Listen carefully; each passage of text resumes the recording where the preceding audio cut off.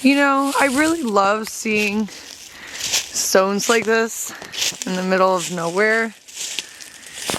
I love how we portray them as being something that glaciers brought here from, you know,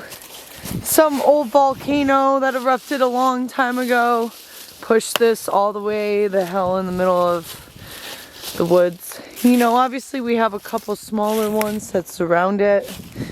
but I always wonder what the greater, bigger story is about stones like this,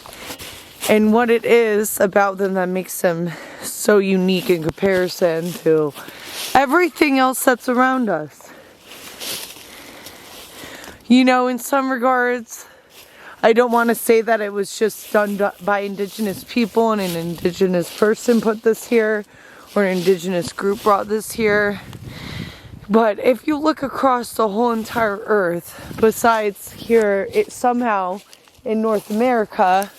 we are led to believe that these are monolithic structures that were put here some time ago, knowing the early days of colonization and what appears to be what the English, the Europeans, the Irish, the Scottish, any group of people from other parts of the world, we used to do this exact same thing. The only difference is because these aren't ours, we would find the means to deface the stone. So who knows, maybe this stone, even though it appears to look this way today, some time ago looked quite different. Considering that we would chip away at and slowly take away a lot of times different cultures' appearances of what it looked like before we got here,